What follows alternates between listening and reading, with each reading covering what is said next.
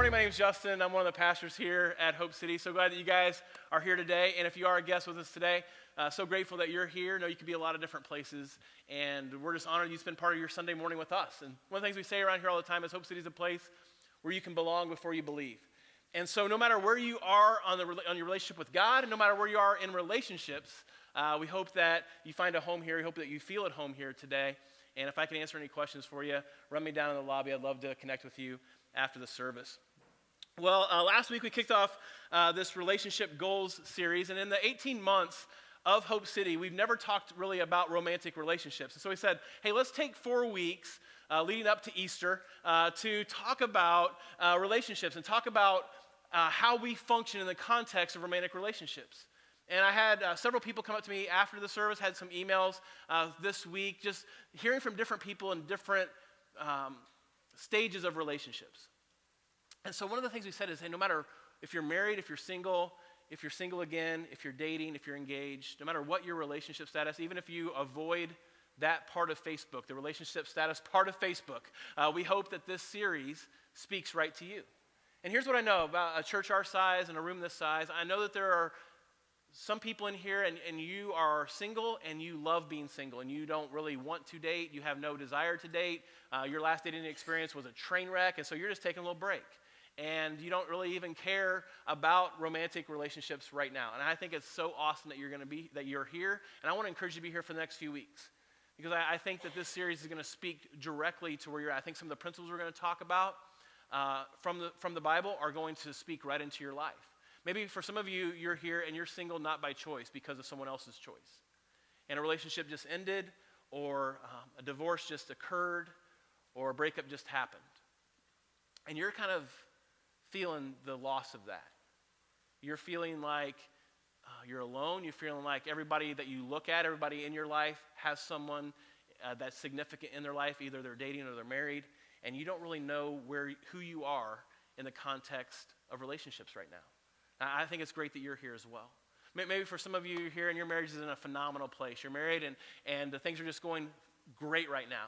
And I would say that you're probably in a phenomenal place because you have chosen to invest in that relationship. You've chosen to be intentional about your most important human relationship. And I think it's awesome that you're going to be here. And I think you're going to walk away having God's word reiterate the things that you're already doing in your marriage relationship. Maybe for some of you, you're here and you're married and your marriage is just numb. It's just on cruise control. And it has been for a while. Like you live in the same address, but you don't really share life with one another. Like you're in the same place, but you're on your phone, or she's surfing Facebook, and there's just not really any intimacy that's really being exchanged. And I think it's really important that you lean in over the next few weeks, because I think God has a greater vision for your relationship than even you do. And God doesn't want to shame you. He's not disappointed in you. He wants to recast that vision for your relationship. And then maybe for some of you, you're here and you look good on the outside, but your life is falling apart on the inside. Your marriage is in shambles. It's one step away from being over, and you've already resigned in your heart that it's never going to be any different. It's just a train wreck, and it's a disappointment, and it's not what you signed up for. Can I just say, first of all, I've been there, and secondly, I know there's hope. And I hope over the next few weeks that what you take away is that there is hope no matter what stage of relationship you might be in, no matter what condition your relationships might be in. I'm praying that God's going to show up and he's going to lead us into some greater places in our relationships. I mentioned last week that my wife and I a few years ago wrote a marriage book called Beyond Ordinary, When a Good Marriage Just Isn't Good Enough. And what we've tried to do over the last 18 months, 2 years as we've started Hope City is we've tried to kind of keep that part of our world separate from the church. And I think it's flawed thinking as I look back on it now. And we were in Wisconsin yesterday doing a marriage seminar, and we drove back last night. And over the last few months, God's just kind of been convicting me, like, why are you going to all these other churches investing in relationships and you're not doing that in your own church?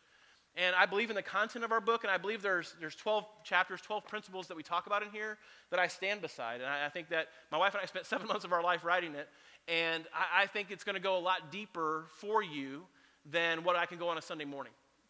And so I had some people email me, text me, and ask me where they could get the book. And you can get it on Amazon. I think it was like $11.40 yesterday. I don't know how much it is this morning.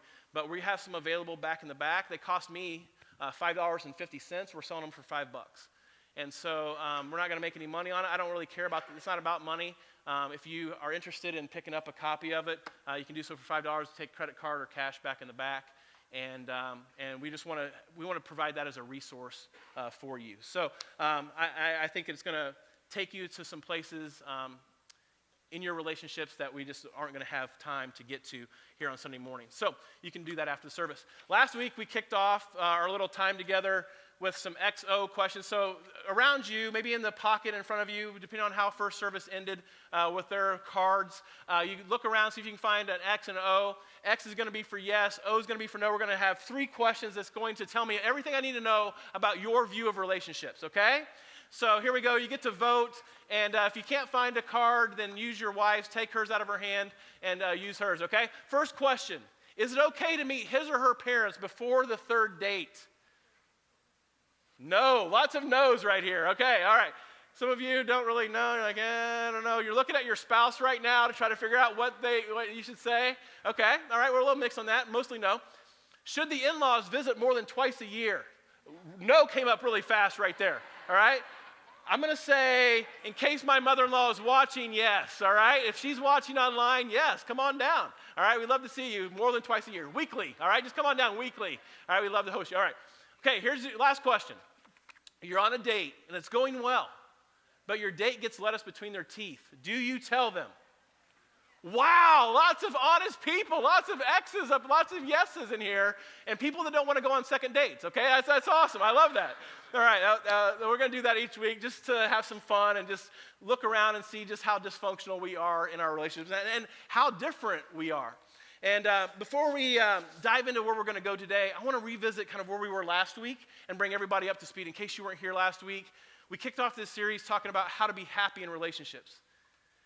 Because a relationship goal is, I want to be happy. I want to feel fulfilled. And so one of the things we said last week, the big idea for last week, and really the big idea for the whole series, is it's more important to become the right person than it is to be with the right person. That if you want to find happiness, if you want to find fulfillment in a relationship, it has very little to do with finding the right person. It has way more to do with you becoming the right person. And I hear people talk about all the time how they want to find Mr. Right. They want to find the right type of person to marry. They want to find somebody to complete them. They want to find somebody that's going to make them happy. And I think it's so unfair to put that type of pressure. Can you imagine if you had this pressure of finding one person out of 7 billion people in the world, and God said, there's only one person that's the right person for you? How discouraging and how defeating that is. And so what we really need to focus on isn't on how our significant other or our spouse should be the right person, but really how we can allow God to create us into the right person. And I often talk to couples, and there's so much discontent in their heart based on everything their spouse is doing, and there's so little reflection on their own life and who they're becoming.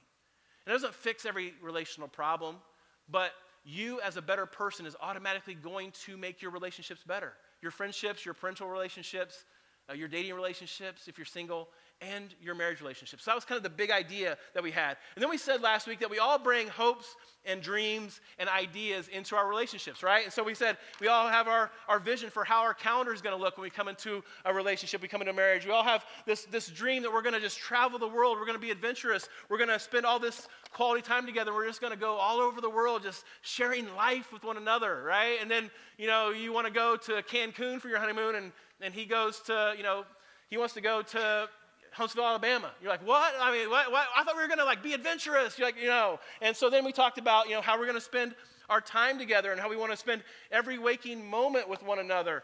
And we're going to, just spend all kinds of quality time cuddling on the couch and watching chick flicks, and he just wants to play golf. And that's just kind of the expectation that we bring into a relationship. And then we have, the expectation or the vision and dreams and hopes of kids. And we have one, and then they just start multiplying, and we just don't know how it's happened. And we have this expectation for intimacy, right? And so, and you think that you want to, have this dream and expectation of intimacy, and your wife comes out like this, and you're like, whoa, I thought you were going to be sexy all the time. And she's like, I want to be comfortable. And you're like, oh, that wasn't really my expectation or my dream or my hope for our relationship. We said, these are not related to this in any way, shape, or form, right? And so that's just, these dolls are kind of creepy, actually. They feel kind of weird, real, which is kind of weird.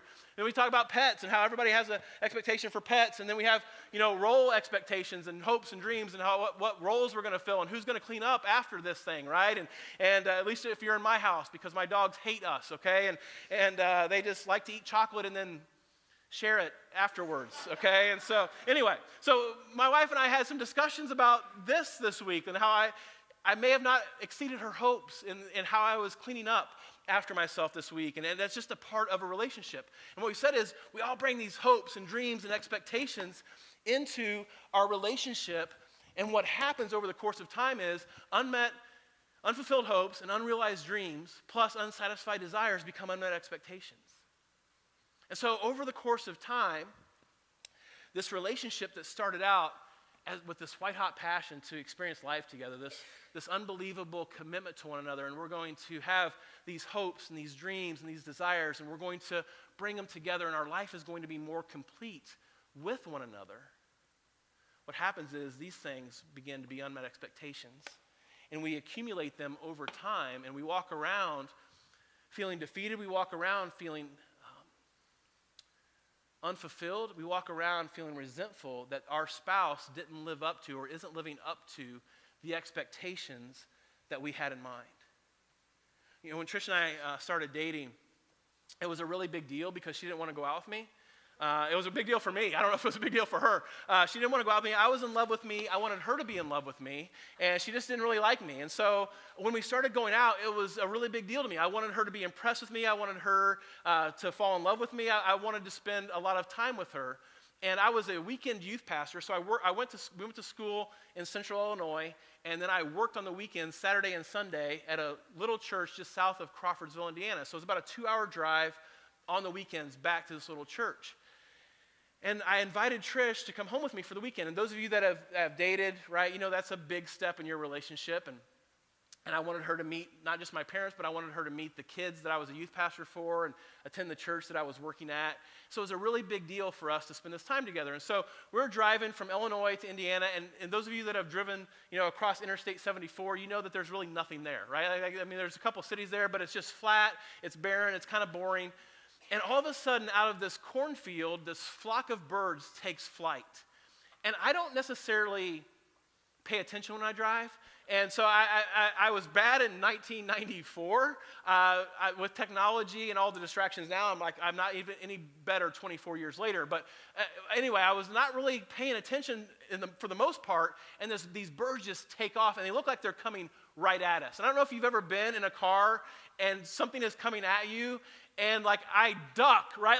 That's going to make a difference. And I go down like this, and all of a sudden I hear, boom, this bird hits my windshield. And it's not pretty, okay? And it didn't graze it. It went into it. And I'm like, oh my gosh. And it kind of splattered poop and feathers and blood everywhere. And I look at Trish, she starts bawling. I'm like, oh my gosh, I just murdered a bird in front of this girl that I really like, right? And it was like our relationship went to a level of intimacy I was not ready for at that point. And I didn't know what to do. She's crying, there's stuff on so I just turned the windshield wipers on, right? And it just starts spreading things back and forth. And I'm like, wiper fluid. Well, it's the wintertime. I'm out of wiper fluid, and so I have no wiper fluid, and so it's just feathers and blood and nastiness all over my windshield. And we just drove in silence all the way. We didn't say one word to each other, right? There was really nothing to say, all right? She was obviously more of an animal lover than I anticipated, and it just went so far south. And I tell you that story because I think that's what we do in relationships. That there are times in our relationships where circumstances beyond our control, maybe sometimes the consequences of our choices, crash into the windshield of our life. And we know it's there. We see it. It's messy. It's bloody. It's painful. But rather than address it, rather than do anything about it, we just turn on the windshield wipers. We just want to make it go away. See, our goal in a relationship becomes pain avoidance. It doesn't become taking care of the issue. And so we just wipe it away and pretend like it's not there, and we just live in silence. We just don't address it. We don't talk about it. We don't deal with it. And we hope that the other person is just going to feel better at some point. See, we in relationships, we're really good at focusing on our behavior and really bad at diving into the issues of our heart. And so we can read books on communicating better. We can read books on how to resolve conflict. We can read books on how to learn each other's love language. And all of those books are important. But so often I think, especially in the church, we focus on how we can modify our behavior to be happier in a relationship rather than how we can transform our heart to have a long-standing relationship. And if your goal is happiness, you're going to live on a roller coaster that you're not going to be able to get off of. If your goal is to become the person that God has in mind, you're going to experience crisis, and you're going to experience heartache, and you're going to experience disappointment. But who God is transferring you and transforming you into, he's going to leverage those things to make you more into the person that he's called you to be. And we're so much better at medicating the symptoms of our relationship issues than we are actually treating the root cause of our problems. And I think we do the same thing in our relationship with God. Our relationship with God, our goal becomes pain avoidance. We'd rather God medicate our issues than actually transform our heart. And what begins to happen is we do a lot for God, but we change very little. And so for this series, what I want to focus on is I don't really want to focus on our behavior. I really want to focus on the heart of our relationships. And so today, what I want to talk to you about is I want to talk to you about the difference between a contractual agreement and a covenant relationship. Contractual agreement and covenant relationship. And the word covenant really just means promise. But it means promise, but it's deeper than that. See, a covenant relationship is this relationship that is a promise that is made by one person to another. Oftentimes, it's a reciprocal relationship. But what makes a covenant relationship different than just a promise is it is an unconditional promise based on the character of the person that's making it. And so if you look all throughout the Old Testament, God is a covenant-making, covenant-promising God. He promises us relationships in the context of a covenant. He promises us his presence in the context of a covenant. And one of the things you see over and over again all throughout the Old Testament, even into the New Testament, is for us as people, what we're really good at is we're really good at contractual agreements. We're really good at the fine print. We're really good at stipulations. We're really good at conditions. We're really good at taking what is supposed to be a covenant, what's supposed to be an unconditional promise, and making it a contractual agreement. And so even in a few weeks, we're going to celebrate Easter, right? And what Easter is the fruition of God's covenant with us. That God promised that he would remove the gap between sin and himself. And he sent Jesus to do that. So Jesus fulfilled what is called the new covenant in the New Testament. The new promise that we can have life with God. And what you and I are designed for, what you and I are created to experience with one another, and what we're really created to experience with God, is a covenant relationship. But what happens, and why so many of us are unfulfilled in our relationship, is we are really good at settling for contractual agreements. Do you remember, I remember where I was the day that Peyton Manning and Jim Irsay stepped to the podium to announce that Peyton Manning was not going to be a Colt anymore. You guys remember that? Even if you're not a Colts fan, I imagine that you had some inclination that that was taking place. Like the whole city came to a standstill, right? Like everybody was sitting on pins and needles wondering what the Colts were going to do. The biggest issue was Peyton Manning had 2 neck surgeries, and he had a $28 million roster bonus. And so there was this uncertainty about his future. There was this uncertainty about his ability to perform and whether or not he would be worth the $28 million the Colts would have to pay him to stay on the team. And it was at that moment when I'm watching the press conference, and I'm crying more than Peyton Manning's crying, that I realized Peyton Manning is under contract. Like, I didn't view him that way. Like, Reggie Miller is awesome. Reggie Miller, did a ton of stuff for the Pacers. He put the Pacers on the map in the late 90s. He never played for any other team other than the Pacers. He's a lifer. He argues, for players to stay with their small market, mid-market teams. I love Reggie Miller. But Peyton Manning brought a Super Bowl to this city. Peyton Manning built Lucas Oil Stadium.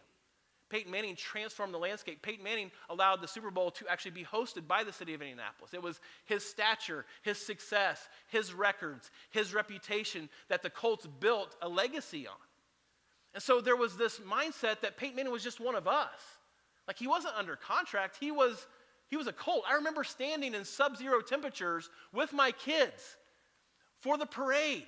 Like, our fingers about fell off because we were clapping and it was so cold out, but we were standing out there and it was so freezing out, but the Colts went on this parade after they won the Super Bowl. I remember the time when St. Vincent's Children's Hospital became Peyton Manning Children's Hospital because of his investment of time and money and resources into our community. It wasn't like Peyton Manning was a player for the Colts. He was a part of the city of Indianapolis. And I remember sitting there going, that's not true at all. Like, I knew it cognitively, but in my heart, I didn't want to believe it. Right? Like contracts are renegotiated. Contracts are broken. Like, Peyton Manning was not viewed as valuable enough to pay $28 million. And so he went on to win another Super Bowl somewhere else, right? I'm not that I'm bitter. But what do? We try to bring him back as much as possible. We build a statue for him because we realize it should have been a covenant. He should have been a Colt for life, right? Like that's in retrospect, everybody knows that. And everybody's trying to live as that if that's the case. But that's the difference between a covenant. A covenant is an unconditional promise that you make regardless of circumstances. A contract says, hey, you know what? You're not living up to what I think you should live up to, so let's renegotiate. There's an out clause. And so what I want to do is I want to talk about how we can avoid contract relationships and pursue covenant relationships. So if you have the Hope City app, I would encourage you to follow along because we're going to go through 3 characteristics of contract relationships and then 3 characteristics of a covenant relationship. Okay, so first characteristic of a contract relationships have the culture of discontentment. Contract relationships have this culture of it's never enough. What you do for me is never enough. And then the thought process behind that is I can change her. I can change him. I can make her more punctual. I can make him more patient. I can help her balance the checkbook. I can help him get his underwear not next to the hamper, but actually in the hamper, right? He's not who I want him to be now, but if I love him enough, I can change him into who I want him to become. And so there's this posture of discontentment that looks at someone not for who they are and not for all that they offer, but for all that they don't have and all that they don't possess and all the ways that they're not coming through. And they're eager to tell that person, if you just changed a little bit more like me, if you just became a little bit more like me, we would both be happier.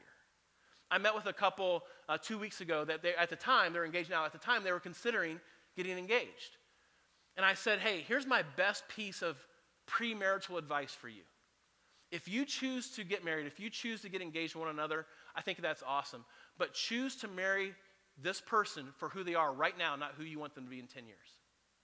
Like, if you want a culture of discontentment to run rampant in your relationship, then you be with that person for who you want them to be, not who they are right now.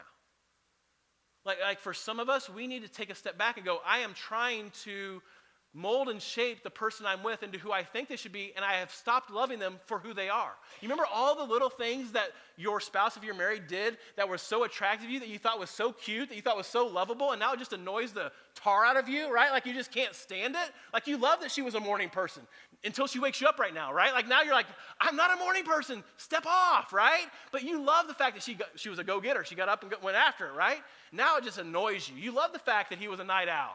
Right? Because he would text you late at night or he would send you nice little notes at night. Now if he texts you at night and you're sleeping, you're like, why are you bothering me, right? Like, why are you texting me? It's 11:30. I got to get up early in the morning, right? All of these things that we fell in love with now cause the most animosity because we think I can just change that person. The second aspect of a contractual relationship is they base their happiness on milestones and achievements. See, something happens a few years into a relationship. When you make a commitment to this person and you start thinking, man, I can change them, you realize after a while that you don't have the capacity to change a human heart. You can't change them. And so you start looking to milestones and achievements in your relationship to bridge the gap between who you are and who you want to be. And there's nothing wrong with milestones and achievements. There's nothing wrong with accomplishing things. I'm type A. I love checking things off a list. I love setting goals and accomplishing goals. But when we attach our happiness in a relationship or our commitment to a relationship to milestones and achievements, we're always going to come up short. We have a vision for what our marriage should be or what our relationship should be, and we think that there's a level of intimacy missing if we're not accomplishing something. And so we think, you know what? When we just make more money, then we'll be happier. When we just make more money and we can pay more of our debt down, then we'll be happier. Like, that's what's really holding us back. Once I get out of grad school and I can get a real job, then we'll be happier. Once we can get out of this apartment and get a house, then we'll be happier. Once we, can get out of this small house and get a bigger house, then we can be happier. Once I get this promotion, then I'll be happier. Once we have this white picket fence life, then we'll be happier. Once we have kids, then we'll be happier.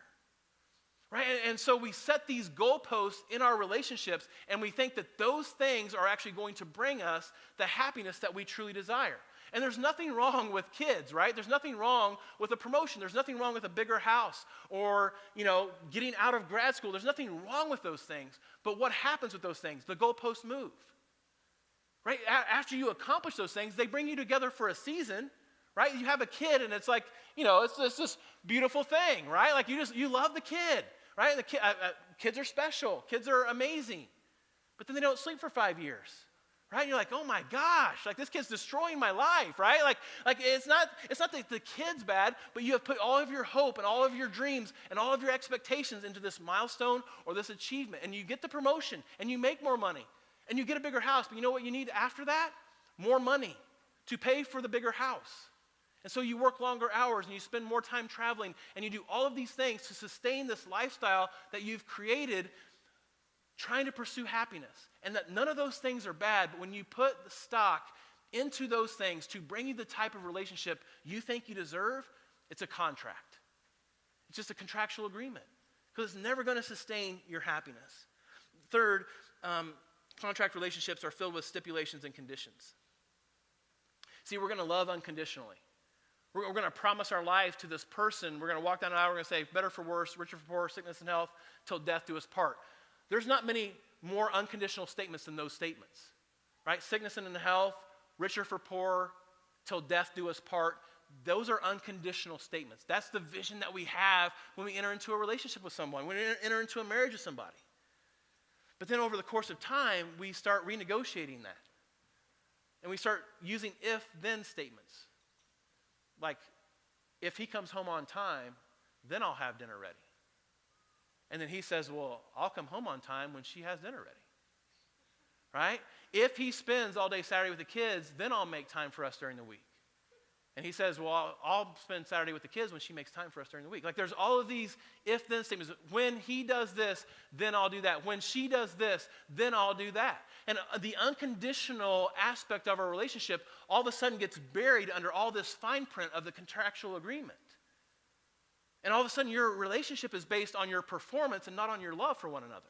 It's how many hoops you're jumping through and how well you're performing in a relationship and how many boxes you're checking off and how good you are being in that relationship. And you know what happens? You feel completely defeated. You feel completely worn out. You could feel completely isolated. And it's crazy that stipulations never make their way into our vows or into our wedding ceremony, but they always make their way into our marriages. So what does it look like to live your life not under a contract, but under a covenant? What I want to propose to you today is it's actually counterintuitive. I want to take you back to Ephesians chapter 5, verse 21. Okay, this is what we looked at last week.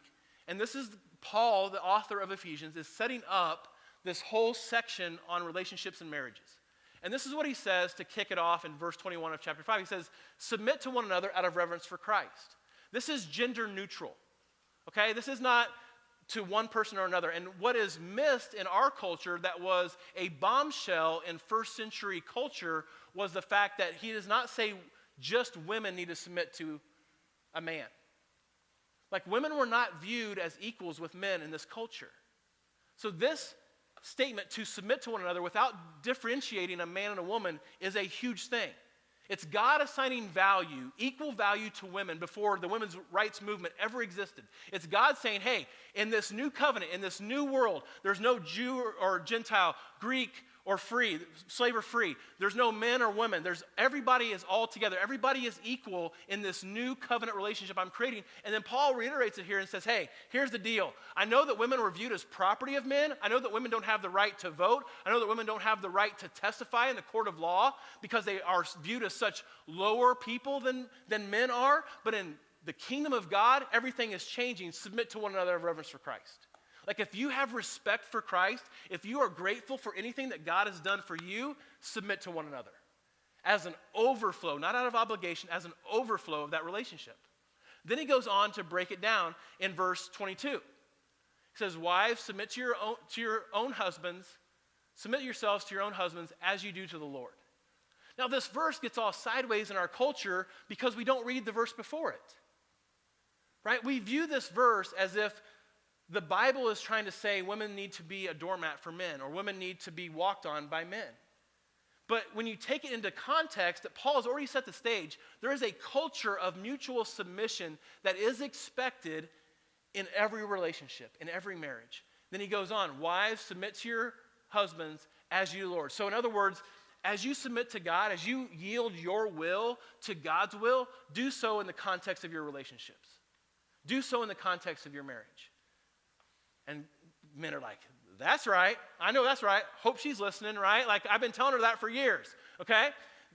You're not so fast, my friend, okay? Next verse, verse 25. Husbands, love your wives just as Christ loved the church and gave himself up for her. Now, you know how this story ends, right? With Christ and how much he loved the church. What did he do?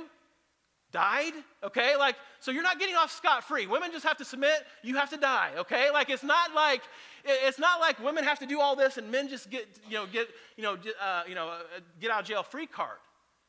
There's an expectation of men to love their wives with a sacrificial love that Christ loved. So in other words, you are to die to yourself.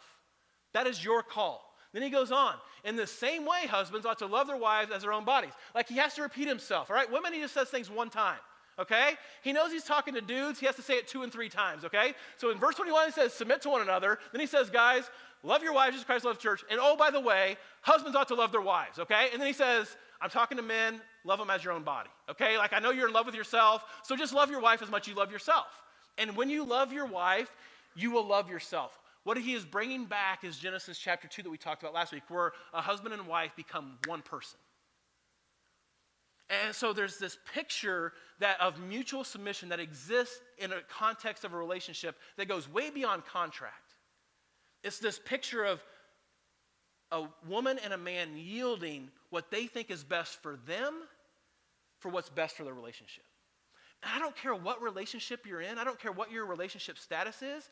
When you yield what you think is best for that relationship, whether it's a parental relationship, whether it's a sibling relationship, whether it's a relationship with a boyfriend or girlfriend or husband or wife, that relationship is better.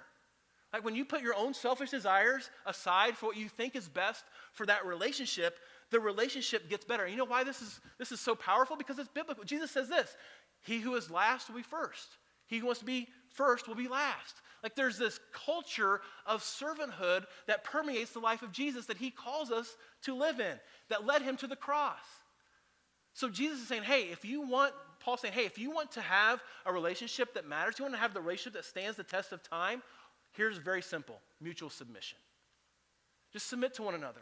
Live in a covenant with one another. So what does that look like? What does that look like? And here's what I think is interesting. Here's why this is challenging. If this is your wedding day, and this is your D-Day, the day that you die, okay? Doesn't matter if you're married or not. All of us have the same vision for our marriage relationship, if you're going to be married or if you are married. You believe that the longer you're married, the better your marriage is going to be. It's going to go up and to the right. The longer we're married, the more in love we're going to be. The longer we're married, the more happy we're going to be. The longer we're married, the more things we're going to accomplish together, the more life we're going to experience together. That's why we look at movies like The Notebook and we think, oh my gosh, that's how it's going down for me and my husband, dying in a hospital bed with him, right? That's how The Notebook ends. If you haven't seen it, spoiler alert, okay? I just saved you 3 hours of your life, okay? But that's our vision, right? And we look at couples, been married for 50 years or sitting, on the park bench feeding some ducks, like, oh my gosh, so romantic. They may not have been even sleeping in the same bedroom for the last 20 years, but we just assume they've been married a long time. They must be really in love. But if you've been in a relationship for any length of time, you know that this isn't always how it plays out. What happens in the context of a relationship is we have this dream, this vision of a covenant relationship, and then year 1, year 3, year 5 comes and we realize, man, I wish I could change her. I wish I could make him more punctual. I wish I could get her to balance the checkbook. I wish I could get him to be more patient. I wish I could get her to not lose her temper.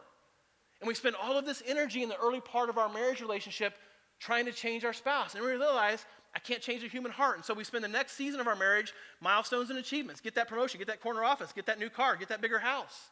Get out of debt, pay off my student loans. And what happens is, inevitably, around year 7 or 11, between year 7 and 11, most couples hit a wall. And they're exhausted because they've spent so much energy and time trying to manipulate this relationship from a covenant into a contract, trying to change the heart of their spouse, and then trying to fulfill the hole that they feel in their heart with all the things they can accomplish together. And they look around and they're like, oh my gosh, this isn't what I signed up for. So what happens is 50% of couples just start over, and they think, I'm not with the right person. And a lot of couples just flatline. Like, this isn't what I signed up for, but let's stay together for the kids. So you have so many marriages, people who love God, and people who would say they love each other, but they're not really living life together. They're not really living life in the way that God designed them to live. So what does Ephesians chapter 5, verse 21 teach us? It teaches us about this principle of submission. And as I was reading this, I read a book a few years ago by a guy named Seth Godin. And Seth Godin is a marketing guru, marketing genius. He writes a ton of business books. And he wrote a book called The Dip. And the subtitle of the book is When to Stick and When to Quit. And his premise is that anytime you start something new, you have a lot of energy and you have a lot of aptitude and you have a great deal of commitment to whatever it is that is new. A new relationship, a new business, a new hobby. And you learn as much as you can about that and you inevitably go up and to the right. And so what he talks about is how entrepreneurs, when they start businesses, they have good funding, they have a good business plan, they have a good product, and they have a lot of hustle. Their business goes up and to the right. Their business starts to flourish. But inevitably, they hit a wall. Production stops, they lose money for inventory, they don't have enough inventory, logistics goes haywire, they can't ship things in a timely fashion, and they just hit a wall. And his premise is, most people give up right before a breakthrough. And as I was reading that, I thought, that's marriage. That's what happens to most marriages. Like there is this counterintuitive way to live, and I put this in your notes, that the marriage dip is God's way of refining our marriage. That oftentimes we view this as success, we view this as existing. What I would say is, in the culture of a follower of Jesus, success actually looks like this. Success is choosing the dip. Success is not avoiding conflict. It's not avoiding heartache. It's not avoiding disappointment. It's actually leaning into it and allowing God to form you and shape you in the context of surrender, in the context of submission. This right here, this is not the path of least resistance. This is the path of pain and heartache. This is honesty and transparency and forgiveness and humility and confession and submission and brokenness and authenticity. That's what this looks like. This looks like yielding your heart to the betterment of another. This looks like being in an unconditional covenant relationship and saying, you know what? It's not as important for me to fight for my rights as it is to fight for what is right for this relationship. And I'm going to submit. I'm going to surrender. I'm going to give up.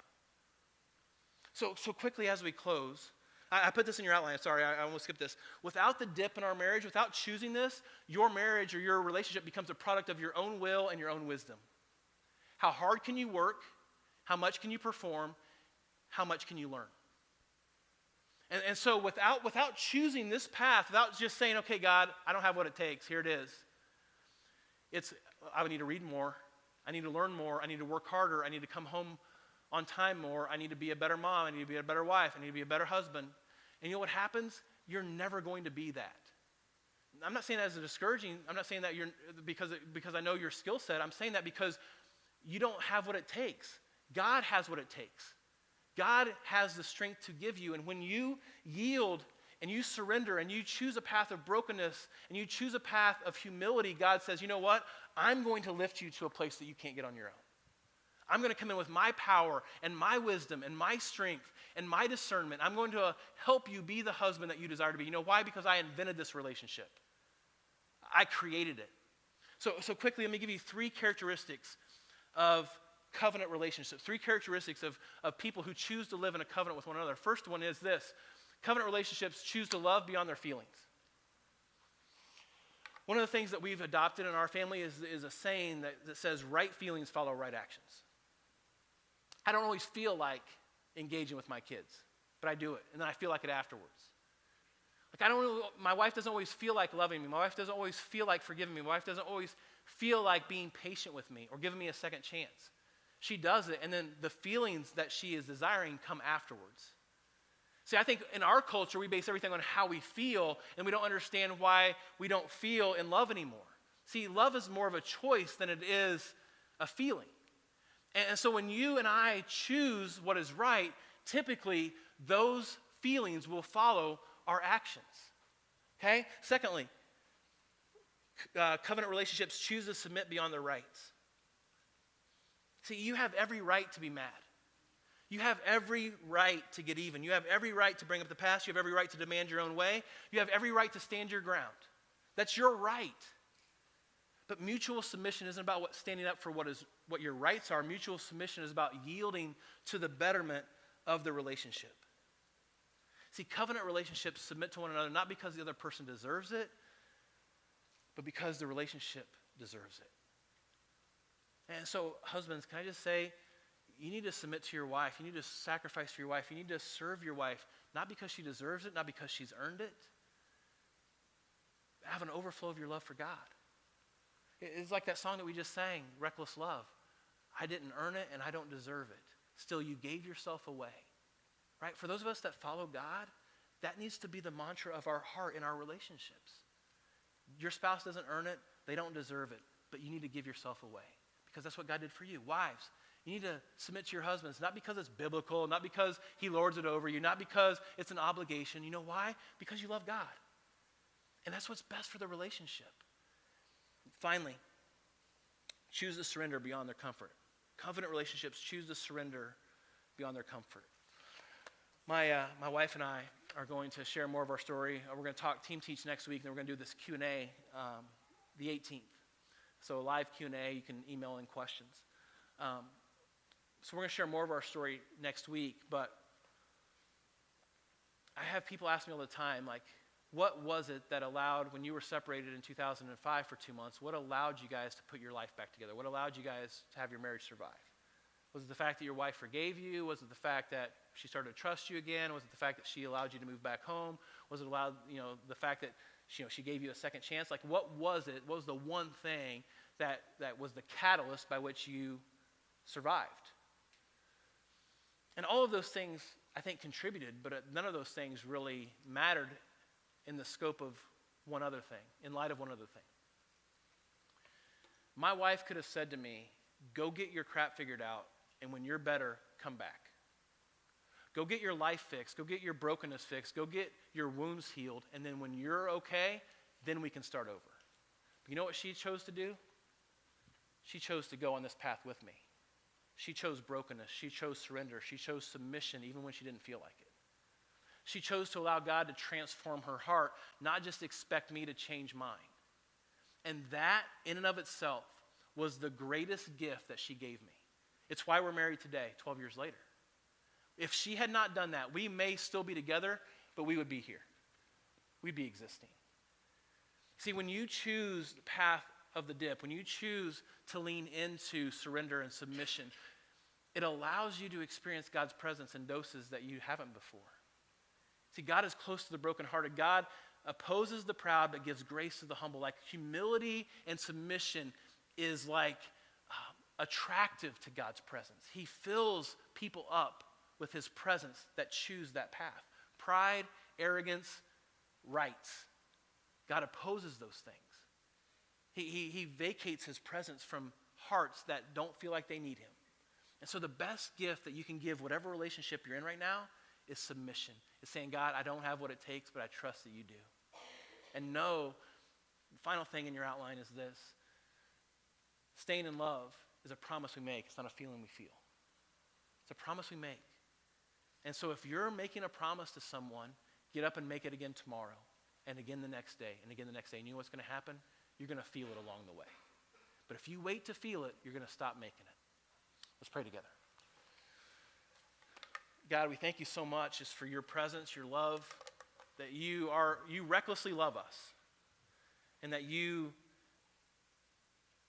call us to recklessly love one another. And I know there are people here that are opposing what I'm saying in their mind. Well, you don't know my ex-husband. You don't know my ex-girlfriend. You don't know my situation. And that's 100% true.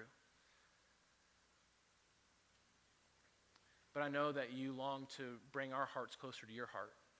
You long to form and shape us into the men and women that we're called to be. And so we just open our arms up, God. We open our hands up. We yield to what is best. We can be right or we can be loving, but sometimes we can't be both. And so we just ask that you step in the gap of who we are and who we want to be. Give us the strength to be the men and women that you called us to be. So in Jesus' name we pray. Amen.